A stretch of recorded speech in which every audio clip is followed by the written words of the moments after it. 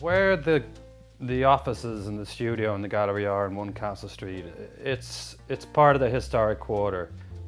We have part of the original Dublin walls in our office, which we've exposed.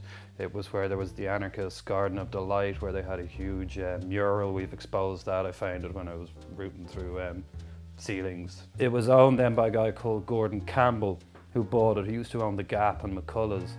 And I worked for him. He had a big wholesale place in Stephen's Green, so I was in there when I was 13. That's kind of where I learned that you have to work and wash the floors and clean the toilets yourself. He was very creative, and when I was, say, 13, he had a pinball machine in his house, so I got a one-arm bandit for the office. He was big into Sex Pistols art. He introduced me to Sid Vicious and the whole art school thing, and then I bought a lot of my own style based around what he would have taught me. Well, the background of Ebow, I founded it in 1999. Always a big Prince fan, so I wanted to mark the occasion. And I was in Trinity studying computer science.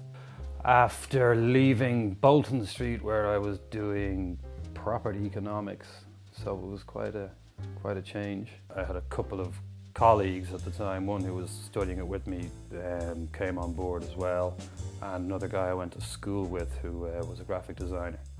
And we started there. We got a sort of crappy little office, 50 quid a week, and took it from that. And then we got the opportunity to pitch to Budget Travel. Somebody recommended us to them, and to this day I have no idea who that was, but that totally changed everything. To create a good culture for staff, we put a lot of work into the environment, and a lot of that is the gallery and the styling of the place. And also we really concentrate very heavily on the idea of freedom of association, freedom of thought, which is a kind of Freudian mechanic where people should be able to say anything.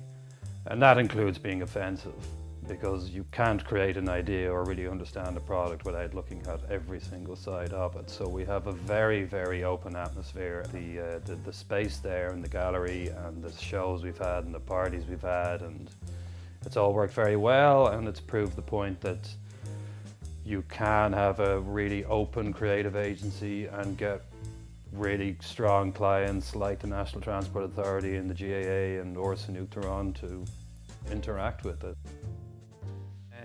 Why the music photography? Well, I'm big into connecting everything together. So from every book I read, I have taken some piece out of it to do with music. So if you go through all the books within the house, you'll see things underlined, and then I've connected the dots between the books and music and art. But it all, for me, starts at music. And my attitude to it is, before we were painting pictures of bisons on caves and buffaloes and spears, we were singing. That was first. So I would look at music as really the most important art form there is. So the gallery, I started the gallery, I was collecting pictures. One was of Dylan and Allen Ginsberg at Jack Kerouac's grave. Kerouac is one of my favorite authors. Dylan is like a sort of guiding light for me, and Allen Ginsberg wrote the poem Howl, which would be one of my favorite poems.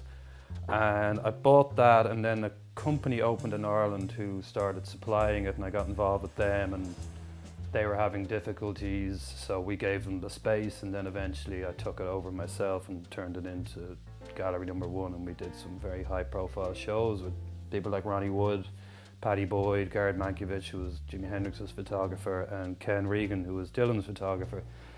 I guess with the gallery, it was a labour of love. I can do that stuff with my eyes closed, and it took over, unfortunately, so we had to pare it back because my own positioning as an individual and as a business person became a gallery owner.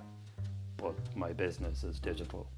So over the last 2 years, I've really pulled away from that, which is sad. I'd like to keep doing it, but the agency is the most important piece.